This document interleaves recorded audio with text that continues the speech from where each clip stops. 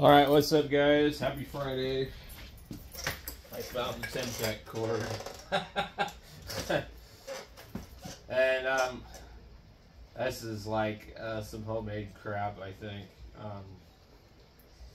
It says audio pipe USA standard 12 gauge speaker cable, 1 foot.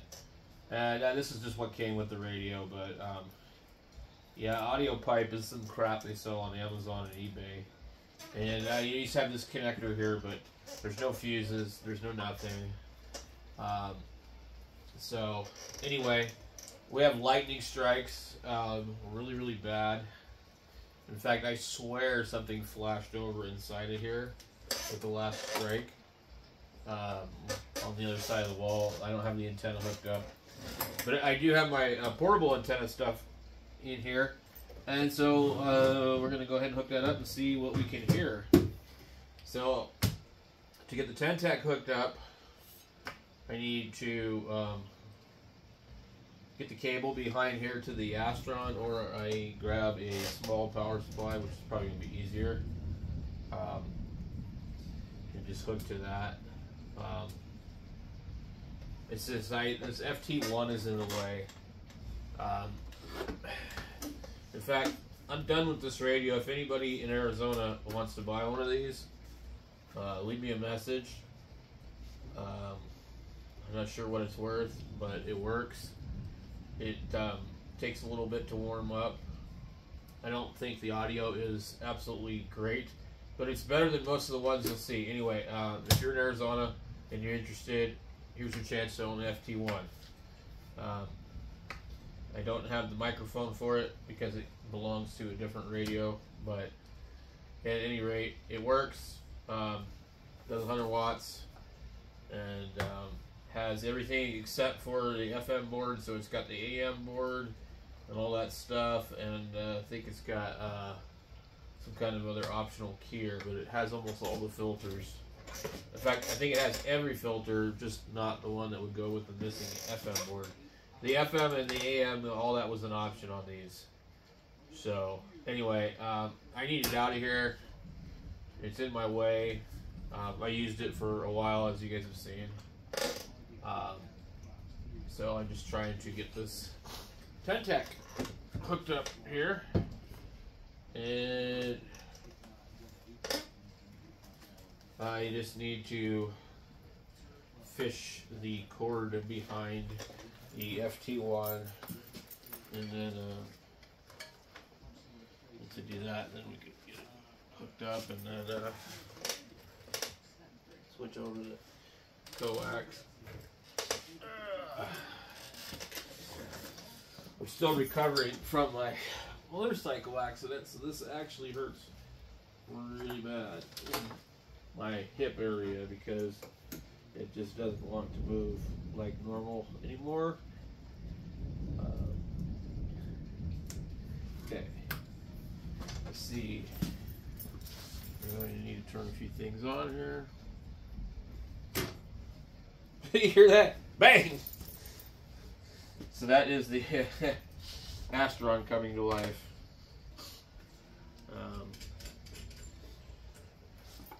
So I had a guy email me today. I've got some radios for sale on Craigslist, and I've got this like where I'm trying to trade for photography equipment because there's more value in that than asking, you know, a reasonable price for certain radios. So this guy, of course, asked me how much for my 706 Mark IIG that I paid. I paid $500 for it, and it was broken. And they mailed it to my friend Kevin in Washington, and he replaced the SWR sensing diode circuit. They're all surface mount, and the finals, one of the finals. And I got it home, and it worked for a while, and then maybe 20 minutes later, the other final went. So anyway, Kevin used to work at ICOM, so he had a bunch of parts for it, and he he sent me, what is this? This must be the cord in my laptop. He sent me a bunch of spare finals, and so I placed the finals again. But I paid him to work on the radio, so I think the shipping and everything, I think another $250. So we have this 706 Mark II-G that's $750. I'm into it, you know, used. It's not like I bought it new, and it's really not in the greatest shape. But anyway, so guy wants to know, what do you want for it? I'm like, crap. I just told him $550. I mean, he's probably not gonna want it because he probably wants it for nothing. But and I just used that radio recently in the truck mobile, so I'm not like excited to sell it or anything. So anyway, I guess we all have radios that we have too much money into, and you know, they're not worth what we have into them, and you know, it makes it hard to really want to sell them. And we have cheap people that don't want to pay anything, like me. So anyway, get the tentec on. We're gonna go over here probably, and we'll disconnect the main line over here. Maybe like put a barrel connector in there or something. And then I got my bag of tricks over here, my portable. And I'm hoping everything is possible to be seen on the camera here. So, let's see what we have. For indoor, I think we'll probably, I wish I knew what to do with the little clamp. These two are part of that. And then you have the titanium whip, which I don't really care for. My other kit has the other one, it's collapsible. Get your ruler guide for your coil. So that's this guy here. This one's got a little bit of corrosion on it. I need to take something and clean it a little bit better. But I have two of these. This just happened to be one that I found a really good deal on. They're not cheap, and I don't think they're worth what they charge for them. But yeah, they you can't buy the coil. You used to be able to buy the coil, this coil, these two aluminum pieces, and the top whip, and the ruler guide, you know, would come with it for $159 at Ham Radio Outlet. Well, they don't have that anymore. You can't buy that kit anymore, the MP1C kit. So you can buy like a $300, a $500, a $700 kit, and then like those kits will come with different stuff. Like there's a 2-meter diplexer coil. There's all these radials. And you know, I haven't opened these up for a reason, because I'm not gonna try theirs to see if they're the right length or not, because I don't care. And if I ever want to sell this, they're still in the bag. So I believe this is a 60-meter coil. Yeah, 4.9 to 6.9 megahertz. And then there's a ground spike that's never been used, and some other stuff. And I should actually just put those stuff that I'm not going to use in a different box. Here's, I guess, the 2-meter diplexer kit. You use this different extension rod, and then this piece here is just as big as the other damn thing. And I don't know what it does. I haven't taken it apart. I haven't, you know, investigated what it is. But it goes on here. It allows you to operate 2 meters and HF at the same time. Well, that's a great idea, but I don't want to run a duplexer or diplexer or all that, you know, to run, like, say, something like ICOM 706 Mark II-G that we were talking about earlier. I'd rather have separate antenna for 2 meters all by itself, because I don't know of any single radio that runs HF and 2 meters on the same coax. In fact, I've even got an Alinco radio, a DX70, has a separate coax just for 6 meters. So Yeah, I don't know what this was really intended to be. Like a diplexer and a duplexer. Like, meaning that this is able to, like, you know, operate the two different things, but on one coax. So then you have to put a duplexer on the other end. You can, you know, do all that crap. So, and also, here's the thing: nobody ever really thinks about this until they buy these, you know, multi-band radios. You can't operate 2 meters in HF at the same time, and a lot of them aren't able to do dual watch either. So it's absolutely pointless. There's a 80 meter radio set. This is the 80 meter coil, which they will charge you dearly for. Some more legs to our tripod, and various other radials: 6 meter, 4 meter, 2 meter, UHF 23 centimeter radio kit. Guy I got this from actually bought this whole entire antenna and only used it on 2 meters, as far as I can tell. Here's your 2 meter radio set. And I don't know how well any of that works, to be honest. I haven't tried it, but we're just going to put this coil back in here. We're not going to get on 80 meters. Ah! Okay. And we're probably not going to transmit, so probably don't need any radios, although I have a spool of wire here and some other stuff that can be used quite quickly. It's raining really hard outside, so I'm not even going to stick it outside. Plus, with the lightning, it'd be my luck, I'd stick it right out by the back of the garage and get hit.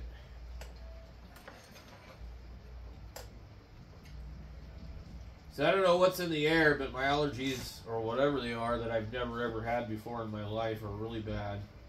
It's been raining for days. You would think all the pollen and all that's been washed away. I'm not sick, and none of the allergy medicine works. So I'm not sure what the hell's going on. I know some people that say that they live in remote parts of Arizona and they've been seeing planes crop dusting, and they have issues with their at nighttime. Their motion sensors are going off, and they're seeing weird stuff come out of the sky in the middle of the night, and it's not rain. I don't know. I guess so it's time to put a tinfoil hat on, and maybe I won't have allergy problems. But, you know, I grew up in Washington State, where your windshield of your car in the morning could be completely green, yellow neon green, from so much pollen in the air, and I never had any issues. And I lived in Arizona since 2017, and I had my first allergy problems 2 years ago. So, and I'm 46 years old, so I'm not in bad health or excellent health, but, you know, I shouldn't be having issues with any of this stuff. See here, we have a large feed line here. And we'll work this, and then the thing that kind of is a bummer about the Tentec, big radio with no tuner in it. And so I'm gonna move this here. I don't know if you guys can still see it on the camera. They've got coax over here that I can remove, and this will leave me in line with my original system. Just no outdoor antenna, but that's disconnected where it comes in anyway. So let's see what we got here. Now this coil, when it's down all the way, I guess would be, if you guys can see this, move it over here where I know you can see it. So that's 30 megahertz right there. And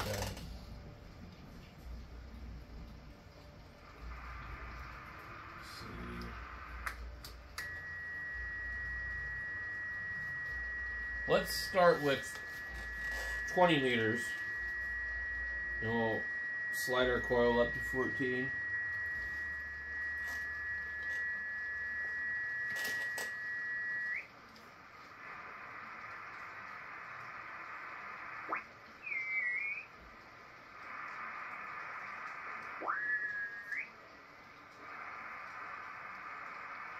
Alright, I'm not hearing anything. Let's take the maritime net. It's been a while since I used this radio. I don't remember how on frequency it is.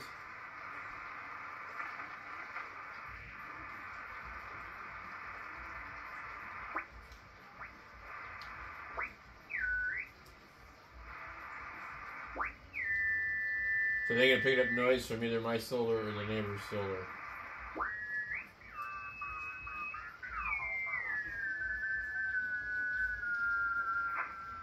Oh, you hear the lightning? I've seen it through the window. It'll probably show up on the camera. Let's see.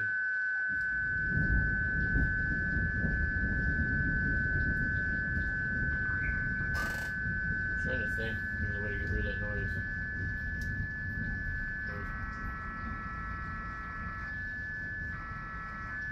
The noise blanker does do it.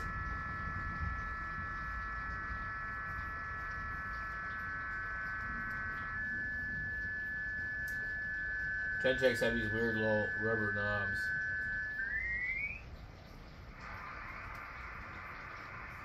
So the only person on the band I could hear is right where I have a noise.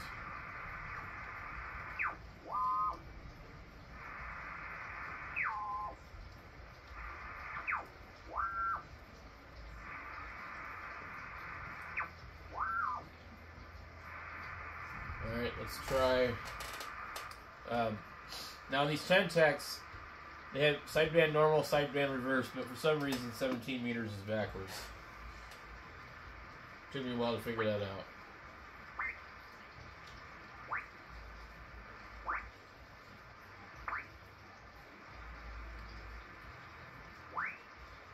Nothing.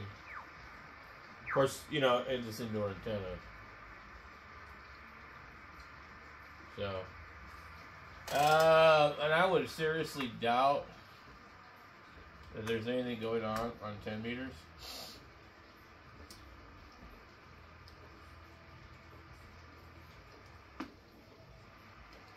But you never know. Another thing I don't like about this radio, it doesn't have any AM, it doesn't have FM. So, it goes up to 29 megahertz, and then some change. It goes to 29.5. But there's, what are you going to do with it? It's all FM. So, yeah, way to go, Tentec.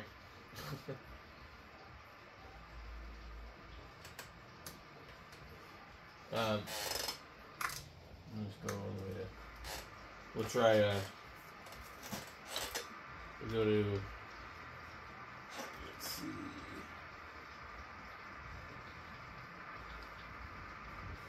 40...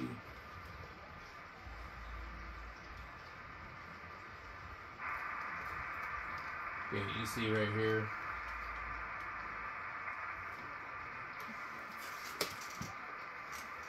I see she's using this when I started to go to it.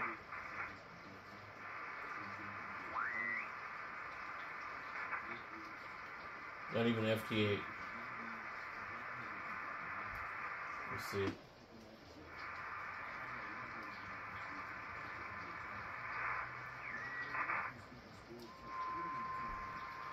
Not good. Make sure.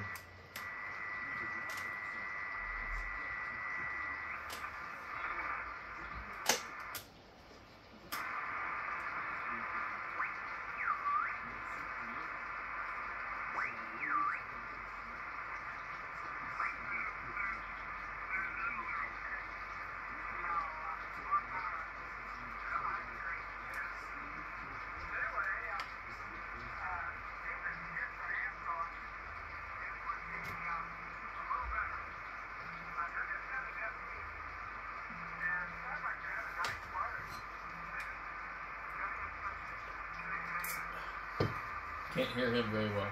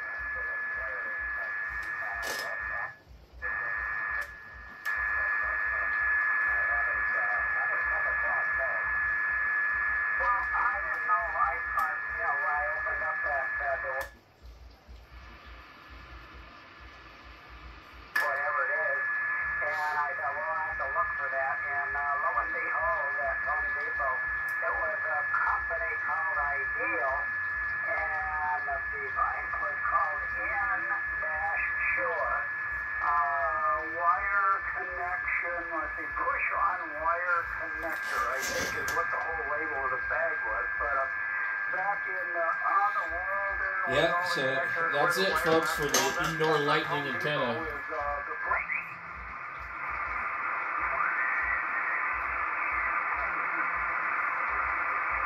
Somebody right here.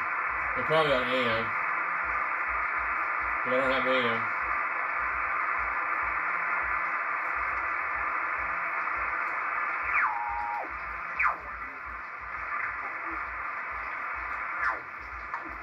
Do anything about that night driving thing or not. I got to take my license again next year.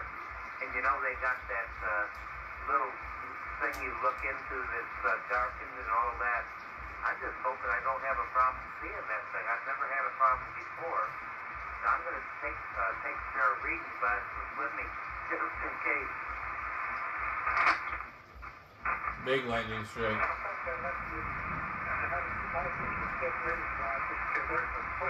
Anyway, I guess we're not going to